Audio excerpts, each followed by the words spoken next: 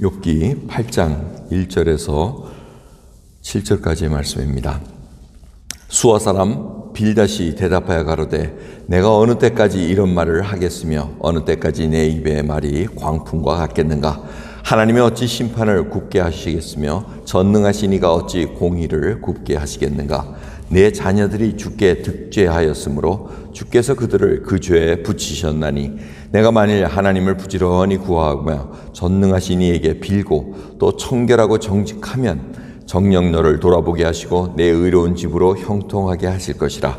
내 시작은 미약하였으나 내 나중은 심히 창대하리라. 아멘. 오늘 너무나도 잘 아시는 말씀, 내 시작은 미약하였으나 내 나중은 심히 창대하리라 이렇게 얘기합니다. 주로 어떤 가게를 연다던가 무슨 사업을 한다던가 이럴 때 이제 그걸 잘 붙여놓습니다. 그래서 저희들이 성경을 잘 모르는 분들은 이게 그냥 좋은 말씀인 것보다, 또 욥기에 있는 말씀 아는 분들은 욥기가 한 얘기인가 보다 이러지만 오늘 보면 누가 했다고? 빌닷이 한 얘기입니다. 이방인이지만 나름대로 하나님을 믿는 그 믿음이 있던 자였습니다. 근데 이 사람이 하는 얘기를 보니 지금 엘리바스, 첫 번째 말씀하신 그 친구 엘리바스의 말씀과 그렇게 다르진 않습니다. 다르진 않는데 톤은 완전히 틀립니다.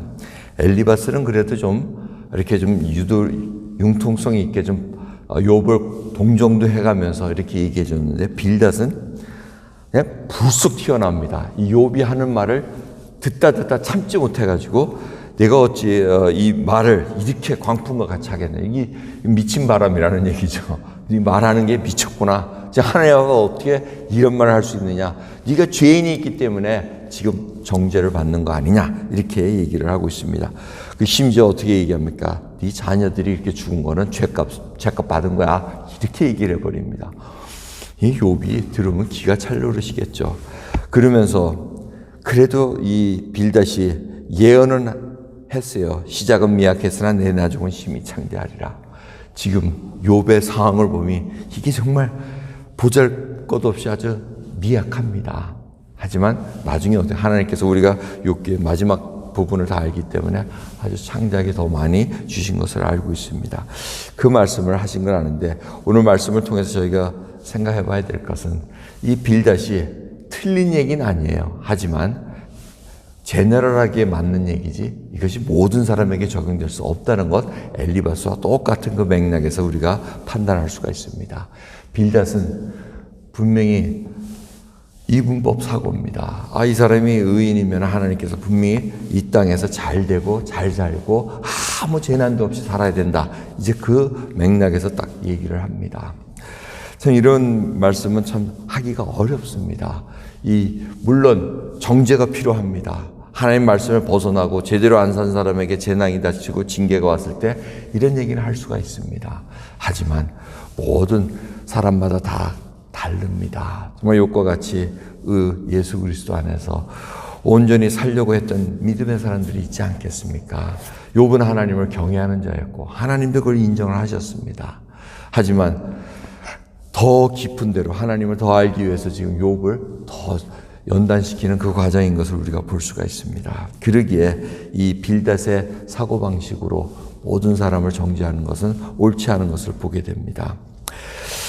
하지만 이 빌닷이 그래도 갖고 있는 생각, 시작이 미약했으나 나중에 하나님께서 복을 주시는 그 조건들을 얘기합니다. 그 세 가지 조건이 뭡니까? 부지런히 하나님을 구하라고 얘기합니다. 그 부지런히 하나님을 구한다는 것은 하나님의 얼굴, 하나님의 임재함을 구한다는 겁니다.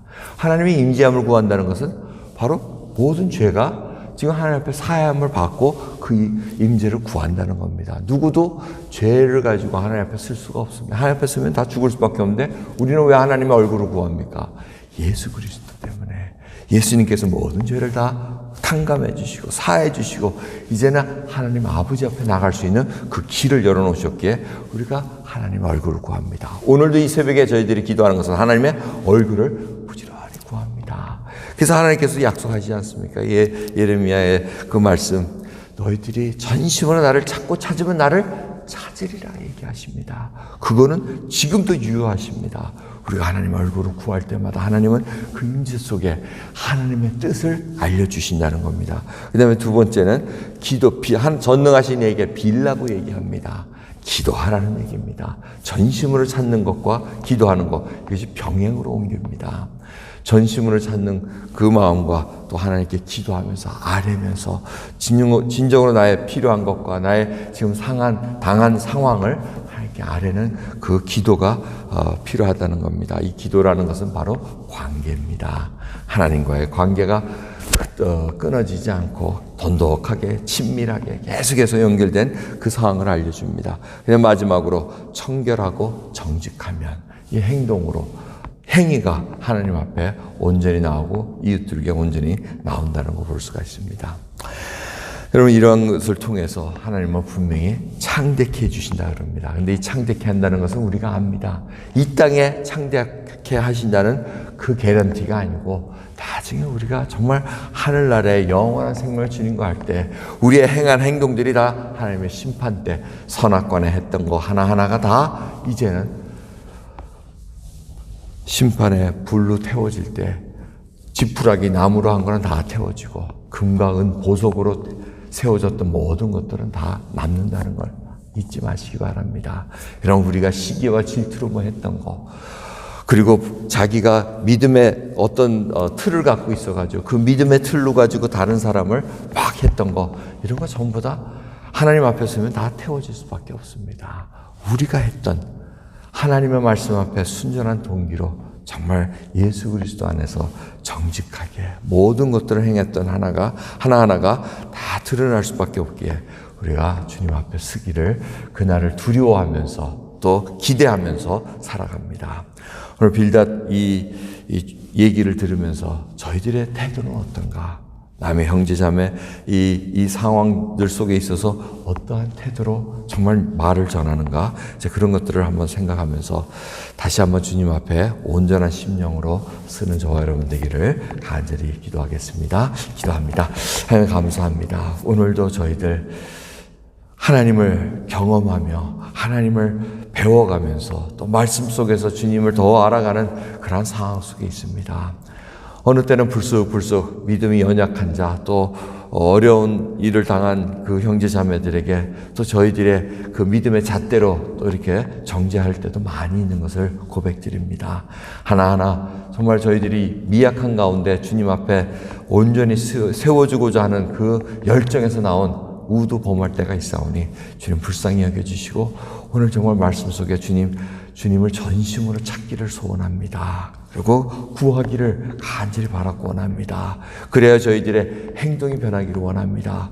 우리의 신앙관이 변하여 하나님이 누군가를 알 때마다 점점 저희들이 행위로 겸손과 온유함이 드러나기를 간절히 바라고 원합나이다. 감사드리며 우리 예수 그리스도의 이름으로 기도드렸나이다. 아멘.